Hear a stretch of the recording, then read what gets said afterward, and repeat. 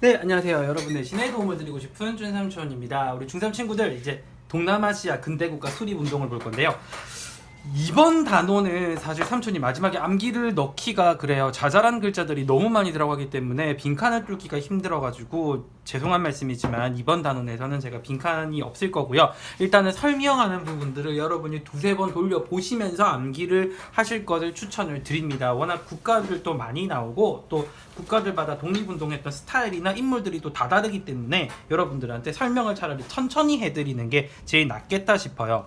자, 일단은 지명부터 먼저 설명을 드리면 동남아시아 이쪽에 튀어나온 부분 있죠. 위쪽은 차이나, 옆에 인도 이렇게 돼 있어서 인도 차이나 반도라고 하고, 인도 차이나 반도 안에 라오스, 베트남, 캄보디아 이렇게 세 개 나라가 들어가 있습니다. 이쪽으로 넘어가면 인도고요. 인도 옆에 미얀마 붙어 있고요. 이쪽이 말굽처럼 되어 있는 이 지역을 우리가 말레이 반도라고 불러요. 또 밑에 요 보르네오, 수마트라, 자바 섬 이 세 섬 있죠. 요 세 섬을 묶어서 인도네시아 지역이라고 부르고요. 필리핀은 요 옆쪽에 있습니다. 그런데 이제 우리가 문제가 되는 게 뭐냐면 요 지역들을 식민 지배했던 국가들 있잖아요. 그 국가들이 영국, 프랑스, 미국, 네덜란드 총 이렇게 총 4나라가 등장을 하거든요. 그 4나라부터 우리가 먼저 표시를 해 놓고 나서 그 다음에 한 개씩부터 얘기를 해보도록 할게요. 자, 그러면 삼촌은 형광펜을 일단 4개를 한번 준비를 해보도록 하겠습니다.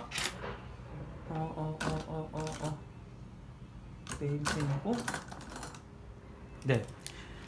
자, 일단 영국부터 먼저 보겠습니다. 영국이 지배했던 나라는 어느 지역이냐면요. 여기 나와 있는 말레이 반도 있죠. 여기 밑에 하고 미얀마를 요렇게 영으로 한번 묶어보고요. 나라 이름처럼. 그리고 요 보르네오 섬 북부 지역 있죠. 요쪽도 요렇게 영국으로 묶여요. 그래서 영국 요렇게 세 지역이 식민지였다라고 볼 수 있고요. 그 다음에 영국 때문에 인도에서도 밀려나고 아프리카에서도 밀려난 우리 프랑스는 어디까지 왔냐? 프랑스는 요 인도 차이나 반도 있죠. 요쪽을 프랑스가 요렇게 식민 지배하게 됩니다.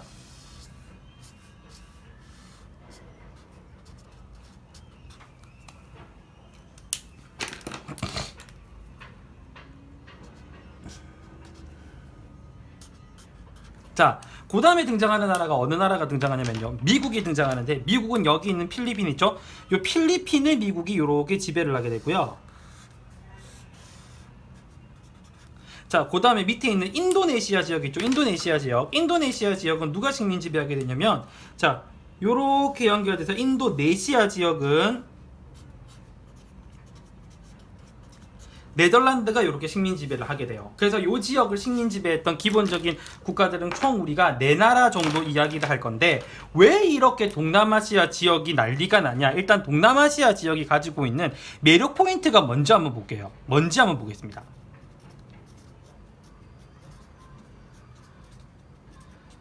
일단 동남아시아를 통하게 되면은 이쪽으로 가면은 미국이 나오거든요. 태평양 바다란 말이죠. 이쪽 밑에는 인도가 있는 인도양, 건너가면 대서양이 돼요. 그래서 일단은 동남아시아가 가지고 있는 최대 매력 포인트가 뭐냐면, 얘네들 같은 경우에는 해상교통의 요지라는 겁니다.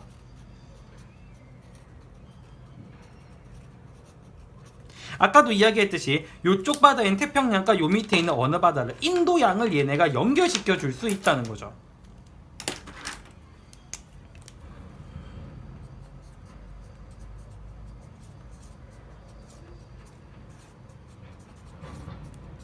두 번째, 여기가 날씨가 덥기 때문에요. 향신료가 굉장히 많이 나요. 근데 유럽 사람들이 향신료라면 거의 환장을 하거든요. 그래서 얘네들은 향신료 무역의 중심지입니다. 그럼 유럽인들이 생각하기에 이 지역에서 뭐만 재배해서 가지고 가면은,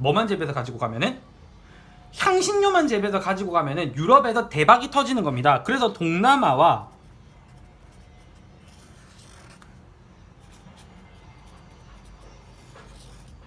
유럽 지역의 무역 구조와 경제 수탈 그 체계를 이렇게 살펴보면, 일단은 동남아시아에서 유럽 지역으로 뭐가 계속 빠져나가게 되냐면 고무와 주석, 이거 두 가지에 대한 어마무시한 수탈이 벌어지게 되고요. 유럽은 동남아시아에 향신료나 여러 가지 돈이 되는 작물들을 재배하기 위해서 어떤 형태의 농업을 이 지역에다가 장려하게 되냐면, 돈이 되는 농업 구조인 플랜테이션을 이 지역에다가 짓기 시작해요.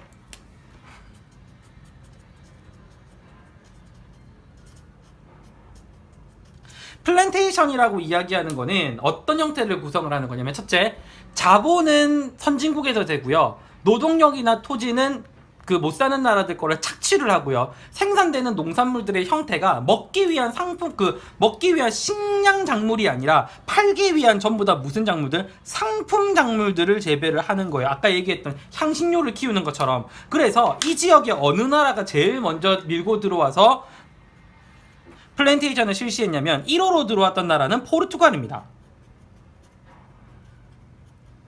얘가 처음에 들어와서 향신료 무역을 독점을 하죠.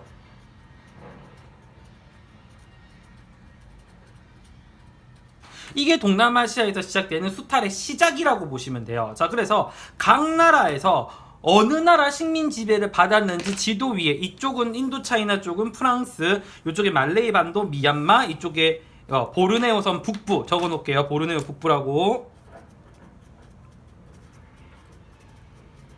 보르네오 북부 지방은 어느 나라? 영국이. 그리고 보르네오 남부 지방, 그 다음에 수마트라 자바섬, 이쪽은 네덜란드가 이제 식민 지배를 했는데, 요 각기 지역에서 어떻게 식민 지배들을 갖게 했는지 이제 한번 적어보도록 할게요. 오늘은 독립운동을 어떻게 진행을 했는지를 중점으로 보신다고 생각을 하면 됩니다. 필기가 조금 짜잘할 수도 있기 때문에 여러분들이 좀 집중을 해서 오늘은 들어주셔야 되겠다라는 죄송한 말씀 전하면서 수업을 시작하도록 하겠습니다.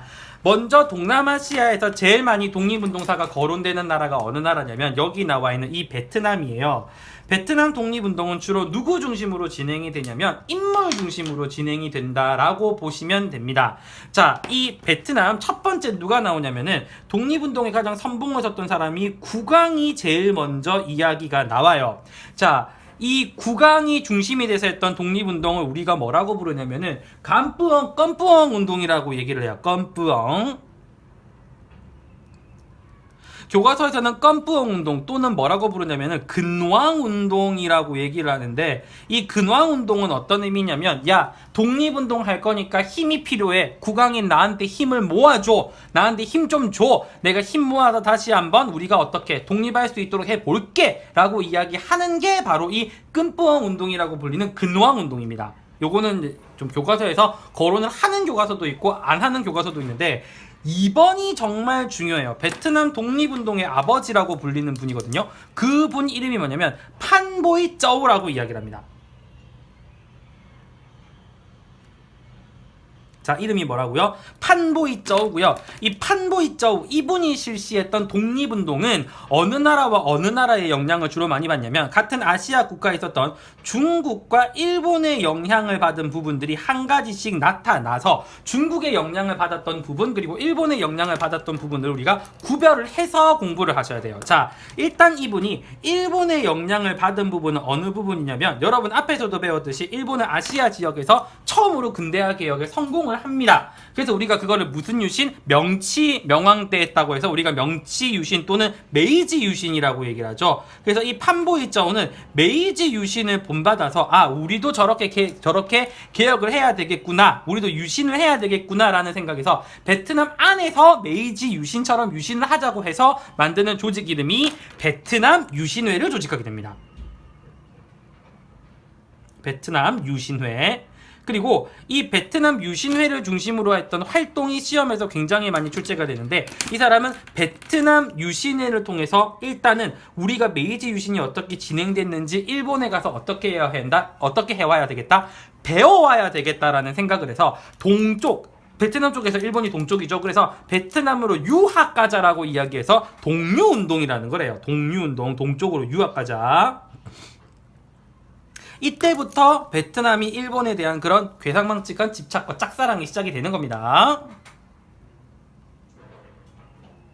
유학 투 동쪽. 여기서 말하는 동쪽이 어느 나라라고요? 그렇죠. 일본이라고 얘기를 했습니다. 자, 이렇게 독립운동을 진행을 하면서도 이 사람은 또 무슨 소식을 듣냐면, 자, 중국에서 중국의 그 오랜 청나라 왕조가 무너지고 민주주의 국가가 막 수립되려고 한다라는 얘기를 들은 거예요. 이게 바로 중국의 우리가 무슨 혁명이었다? 자, 순원이 중심이 되었던 신의 혁명 이야기를 또 들은 겁니다.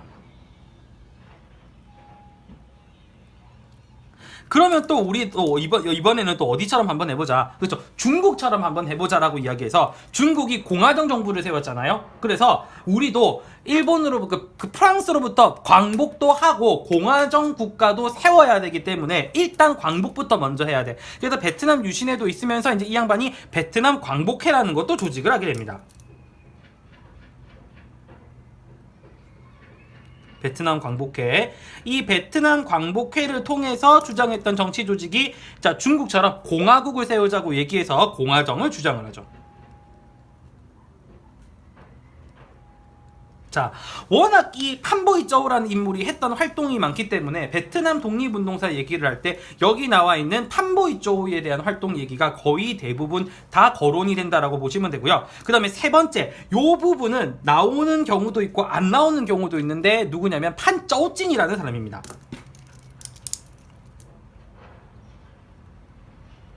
판쩌우찐. 자, 같은 판시성이에요. 이른바 우리가 이 사람들이 혈연으로 연결이 되어 있을 수도 있다라고 이야기를 하는 거죠. 이 사람은 교육을 굉장히 중시해서 학교를 하나 세우는데 그 학교 이름이 통킹의숙이에요.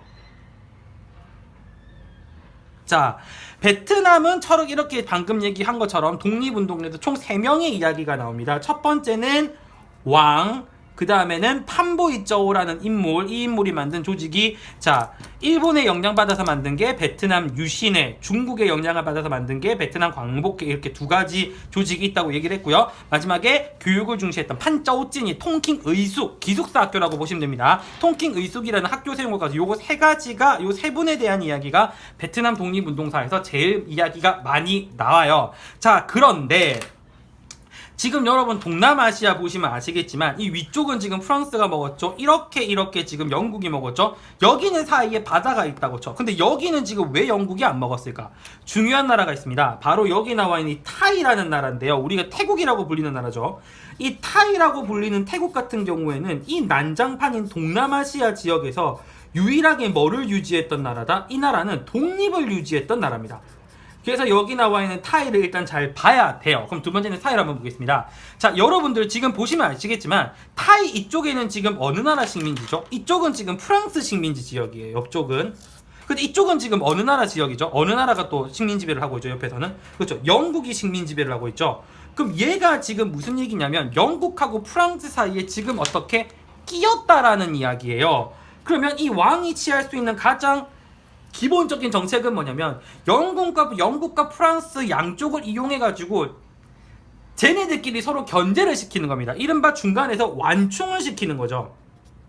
자, 태국이라고 불리는 이 타이라는 나라는 중간에서 이렇게 완충지대의 효과를 확실하게 해내면서 동남아시아 지역에서는 보기 드물게 얘네들은 뭐를 유지했다? 독립을 유지를 했어요. 근데 이 자그마한 타이라는 나라가 얘네가 독립을 유지하는 것도 사실 쉽지는 않았습니다. 프랑스에서는 이 위쪽에 원래 타이 왕국의 땅이 있었거든요. 캄보디아 지역 쪽에 있는 이 캄보디아 지역 쪽에 있는 땅을 프랑스에다 다 떼주고 한 팔을 잘라내고 프랑스를 자기 편으로 만든 거고, 영국 같은 경우에는 땅을 또 떼줄 수는 없으니까 타이 안에서 영국인들이 이제 지 맘대로 해도 되게끔 치외복권을 떼주고, 그러니까 양쪽에 팔 하나씩을 떼주고 그나마 독립을 유지를 한 거예요. 그러면 이 타이 왕은 어떤 생각을 하냐면 이대로 가면 우리가 안 되겠다. 이대로 가면 안 되겠다. 우리도 개혁을 해야 되겠다라고 하는데 이쪽 지역의 왕은 뭐라고 부르냐면 라마를 왕이라고 불러요. 왕을 라마라고 부릅니다. 그래서 여기서 이제 타이 지역에도 주로 얘기가 나오는 왕 두 분이 라마 4세와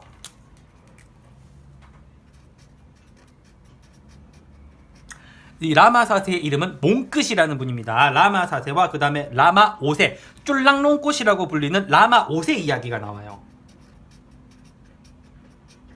예전에 삼촌이 수업했던 친구 중에 타이 얘기를 해줬더니 이 내용은 기억 못하고 몽끗, 쫄랑롱꽃 이 이름만 기억하는 친구도 있긴 하더라고요. 자, 이 라마 4세 같은 경우에는 일단은 우리가 서양에서 이기기 위해서는 이대로 우리가 주저있으면 안 되겠다. 주저앉아 있으면 안 된다. 서양의 우리가 기술적인 부분부터 빨리 받아들이자. 그래서 마치 중국이 양모운동 실시했고 뒤에 변법자강 운동을 한 것처럼 이 라마 4세는 양모운동처럼 서양의 기술을 도입하게 됩니다. 자, 그 다음에 라마 5세는 변법자강 운동처럼 자주적 근대화를 왕이 직접 실시하게 되죠.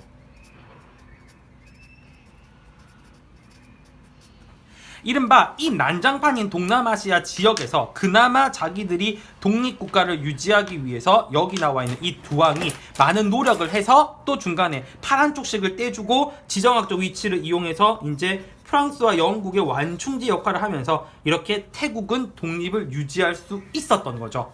자, 그 다음에 미얀마 한번 보겠습니다. 미얀마는 교과서에서 거론을 하는 교과서도 있고 안 하는 교과서도 있는데 이쪽 지역 같은 경우에는 어떤 중심으로 그 식민지에 대한 저항 활동을 했냐면 종교 중심으로 활동을 합니다. 그래서 얘네들은 청년 불교 단체가 중심이 돼요.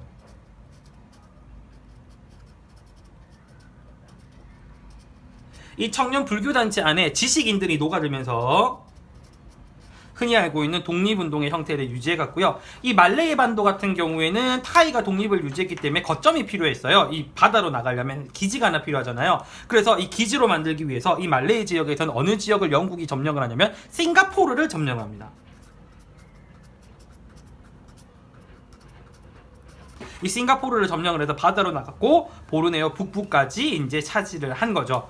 아참, 그런데 프랑스가 여기에다가 식민지를 가질 수밖에 없었던 가장 큰 이유는 인도에서 어느 전투에서 밀렸기 때문에, 플라시 전투에서 밀렸기 때문에 밀려서 이쪽에 인도 차이나 반도에 있는 베트남, 라오스, 캄보디아 이런 국가들을 중심으로 식민지를 만들 수밖에 없었던 거죠. 지네가 뭐 좋아서 온 게 아니라 나댈 데가 없어서 여기까지 밀려왔다라고 보시면 됩니다. 자, 그 다음에 자, 이쪽에 네덜란드 한번 보도록 할게요. 이 네덜란드 같은 경우에는 여기 밑에 있는 수마트라와 자바섬, 여기 중간에도 얘네들이 거점을 하나를 만들거든요. 그 거점이 바로 어디냐면은 자카르타라는 지역입니다.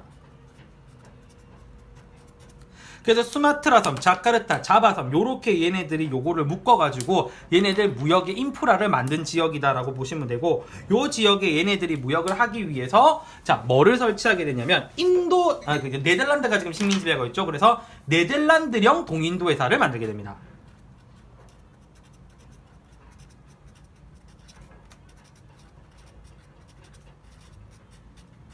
그러면 지네들이 만들었던 거점이었던 자카르타에서는 뭐를 했냐? 자카르타에서는 향신료 무역을 요 중심으로 잡았죠.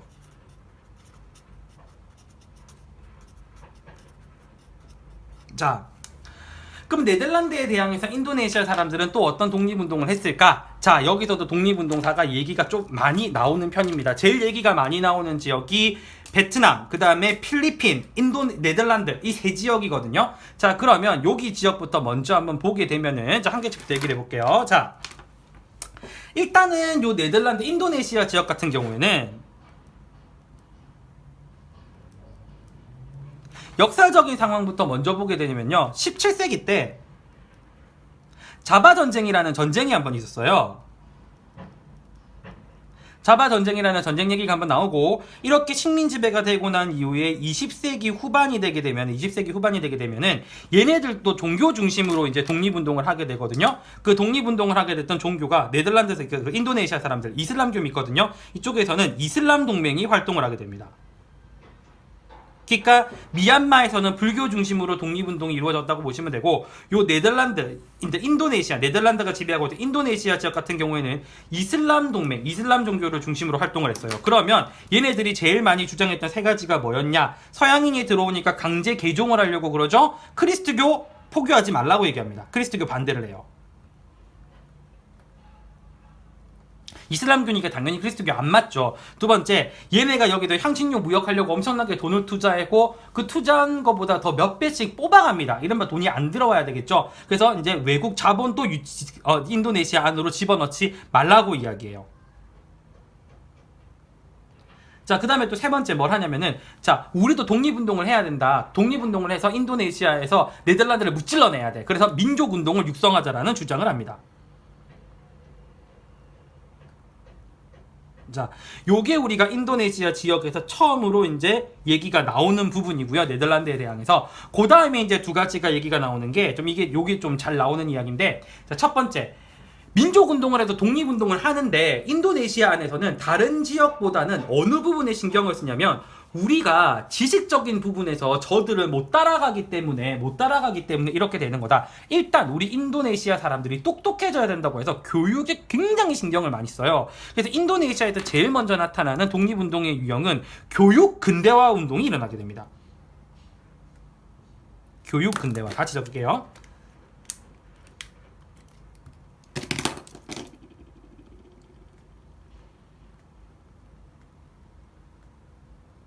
자, 이때 했던 교육 근대화 운동을 이끌었던 단체 이름이 뭐냐면 부티 우토모, 이른바 고귀한 노력이라는 뜻의 단체 이름이거든요. 그래서 민족운동 단체였던 부티 우토모가 중심이 됐던 근대 교육화 운동, 이걸 두고 우리가 뭐라고 부르냐면 부티 우토모 운동이라고 불러요. 고귀한 희생, 고귀한 노력이라는 뜻입니다. 그러니까 이 운동을 주도했던 단체의 이름을 땄다고 생각을 하시면 돼요. 얘네들은 이른바 민족단체라고 보시면 됩니다. 우리나라로 치면 독립운동단체 이렇게 보시면 돼요. 자, 또 두 번째는 요게 인도네시아에서 나타나는 독립운동의 가장 특이한 부분인데, 한 여성이 이렇게 얘기합니다. 모든 여성들은 누군가의 어머니이다. 어머니가 현명해야 그 밑에 자라나는 아이들 똑바로 교육을 할 수 있다. 부티 우토모 운동 같은 운동 당연히 좋다. 하지만 가정에서 현명한 여성들이 현명한 아이들을 키워낼 수 있는 거기 때문에 우리 여성들의 계몽이 중요하다라고 얘기하는 여자분이 한 분 나타나세요. 그래서 그분이 어둠에서 비트로라는 책까지 쓰시고 누구를 위한 학교를 짓게 되냐면 여자들을 위한 여성 학교까지 짓게 됩니다. 요분 성함이 뭐냐면 카르틴이라는 분이에요. 그래서 여성 중심의 계몽운동을 했던 카르틴이라든지 아니면은 근대 교육화를 주장했던 부티 우토모 운동, 이런 것들이 이제 우리가 어느 지역에서, 여기 있는 이제 그 인도네시아 지역에서 얘기가 나오고요. 그 다음에 마지막은 미국인데요. 필리핀 지역을 식민지배를 했거든요. 근데 원래 여기 식민지가 미국 식민지가 아니었어요. 우리 여러분이 스페인이라고 부르는 나라죠. 원래는 어느 나라 식민지였다? 에스파냐 식민지였는데 둘이서 전쟁을 해요. 전쟁을 했는데 에스파냐가 집니다. 그래서 그 전쟁에서 져서 미국으로 이제 식민지가 뺏긴 거예요. 근데 문제는 에스파냐 식민지배할 때랑 미국 식민지배할 때랑 독립운동했던 사람이 한 사람씩 엮입니다. 첫 번째 에스파냐 식민지 때는 어떤 사람이 있었냐면, 자, 나에게 손대지 말라라고 이야기하는 필리핀인들의 권리와 에스파냐인들의 권리는 똑같은 그것이니까 우리 에스파냐 니들하고 우리는 똑같은 사람이니까 우리가 니네한테 지배받을 필요가 없어 라고 이야기한 사람이 있어요. 그 사람 이름이 뭐냐면 바로 호세 리살이라는 사람입니다. 굉장히 에스파냐 정권에 대해서 반투쟁정이고요. 이분은 또 뭐를 만드냐면 에스파냐에서 벗어나기 위해서 필리핀 사람들이 모여야 된다고 얘기한 필리핀 동맹을 결성하게 돼요. 이 필리핀 동맹을 통해서 호세리살이 주장한 건 두 가지입니다. 첫 번째, 우리도 깨어나야 된다. 깨어나서 세상이 어떻게 돌아가는지도 알아야 되고 무지에서 벗어나야 된다라고 얘기하는 계몽운동. 또 저들의 지배로부터 벗어나기 위한 독립운동. 이거 두 가지를 주도를 한 거죠. 자, 근데 에스파냐 식민지가 한참 되고 있을 때 미국이 슥 들어옵니다. 그래서 사람들한테 뭐라고 얘기하냐면, 야, 우리 지금 에스파냐랑 전쟁할 거거든. 얘 쟤네 우리 태평양에 있는 거 안 맞잖아. 그러니까 쟤네 쫓아낼게. 우리가 쫓아내줄게. 그리고 니네 독립시켜줄게. 이렇게 얘기를 합니다. 미국이 필리핀 사람들한테. 근데 필리핀 사람들은 그 말을 철석같이 믿고 에스파냐와 미국의 전쟁에 있어서 필리핀 사람들이 엄청나게 많이 도와줍니다. 그래서 그 선봉에 섰던 사람이 바로 누구냐면은 맥도날드 아니고 아기날도라는 사람이에요. 그래서 우리가 미국의 전쟁만 도와주면 에스파냐로부터 우리를 독립시켜 주겠대요. 막 열심히 이 사람이 중심이 돼가지고 미국 전쟁을 도와줘요. 근데 전쟁에서 미국이 이겼어. 근데 말을 싹 바꾸는 겁니다. 미국이. 우리가 언제 이렇게 된 거죠. 그래서 이 아기날도라는 사람은 초반에는 필리핀 독립을 약속했던 미국을 도와주게 되지만 이 이후에는 미국이 그 약속을 깼기 때문에 이 사람은 어느 방향으로 돌아가게 된다? 반미운동을 실시하게 되는 거죠.